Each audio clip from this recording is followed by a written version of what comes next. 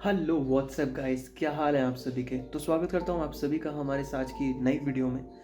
आज है date 8 of January and हम जो एनालिसिस करने वाले हैं वो है 9 ऑफ जनवरी के लिए। तो उससे पहले ज़रा देख लेते हैं कि कल क्या हुआ, कल क्या होने वाला है और आज क्या हुआ, ठीक है।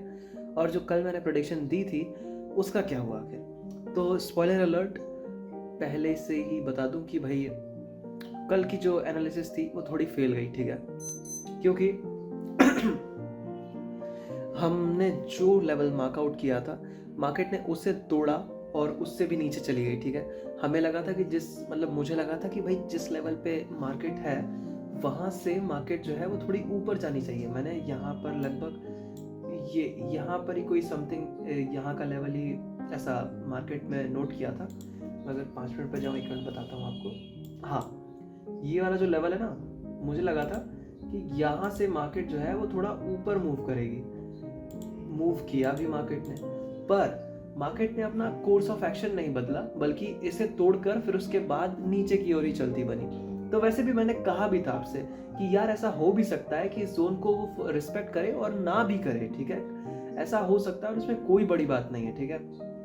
मार्केट ने अपना एक्शन नहीं बदला एंड इसमें हम कुछ नहीं कर सकते, ठीक है। पर आगे का देख लेते हैं कि आखिर कल क्या हो सकता है, ठीक है।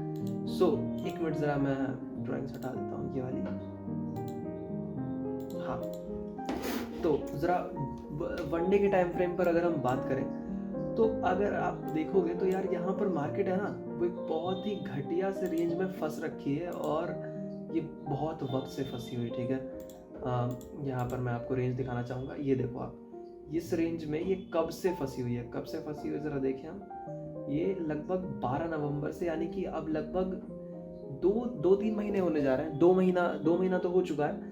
ये तीसरा महीना अगर जनवरी तक में भी नहीं निकली तो तीसरा महीना भी हो जाएगा, ठीक है। पर अभी देखते हैं कि मार्केट और क्या कर सकती है, ठीक है। पर फिलहाल हमें क्या करना है, ठीक है। कल का क्या सेटअप रहेगा या कल के लिए क्या ट्रेड एनालिसिस रहने वाली है। कल के लिए हमारे पास जो चीज़ है वो यही है, जैसा मैं हमेशा कहता हूँ, फॉलो द ट्रेंड, ठीक है। ट्रेंड के अगेंस्ट जाने की कोशिश मत करो, ठीक है। भले ही मार्केट ने बहुत अच्छा मूव दे रखा हो यार, ठीक है। नीचे गिरने में इसने कोई कसर नहीं छोड़ी है, ठीक है। और हम जाहिर सी बात है कि एक फॉलोअप एक्सपेक्ट करेंगे, पर उससे पहले रिट्रेसमेंट, ठीक है।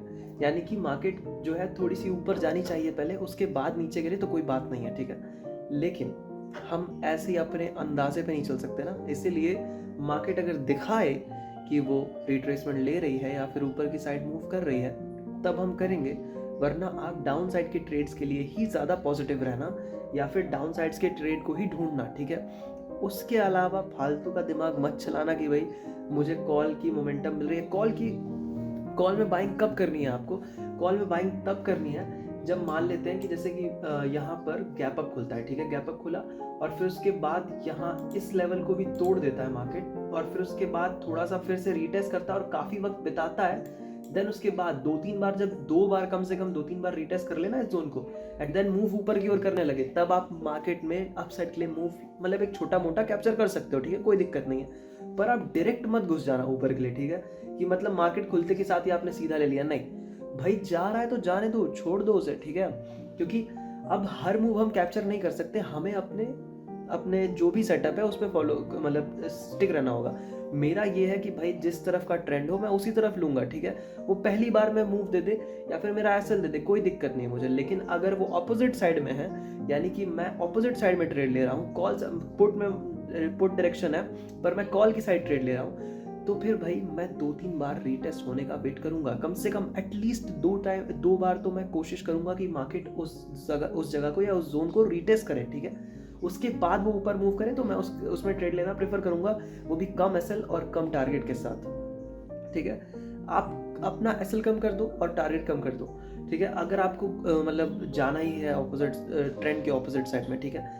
फॉर एग्जाम्पल अगर मैं ऐसे ट्रेड लेता हूँ तो मैं मतलब ट्रेंड के साथ ट्रेड लेता हूँ तो 15 पॉइंट का एसएल एंड 15 पॉइंट का एसएल एंड 50 पॉइंट का टारगेट लेता हूँ, ठीक है। पर अगर मैं ट्रेंड के अगेंस्ट जा रहा हूँ तो मैं 12 पॉइंट का एसएल ले रहा हूँ और 40 पॉइंट का टारगेट लेता हूँ, ठीक है। इसीलिए मैं 3 पॉइंट अपने एसएल से कम करता हूँ और 10 पॉइंट्स अपने टारगेट से कम करता हूँ। तो मेरा यही सेटअप रहता है, ठीक है। और बाकी मैं पूरा सेटअप तो अभी नहीं बताऊंगा, पहले यार थोड़े व्यूज़ वगैरह आने दो इस चैनल पे, ठीक है। तो खैर कल का तो यही है। अगर मान लेते हैं कि मैंने आपको प्रॉपर बता दिया है, कोई गैप अप या फिर कोई गैप डाउन के लिए नहीं, ठीक है। सीधा सीधा मैं आपको चार्ट पे ये बता रहा हूँ कि अगर इस जगह से ऊपर निकले और फिर उसके बाद इस जगह को रीटेस्ट करे, तब आप बेशक कॉल साइड के लिए जा सकते हो। अगर नहीं तो चुपचाप से सीधा सीधा शॉर्ट साइड के लिए ट्रेड ढूंढो, ठीक है। कोई गैप अप कोई गैप डाउन का एनालिसिस नहीं है। बस thank you guys, see you. और हाँ, देखने के लिए शुक्रिया। Sayonara, bye bye.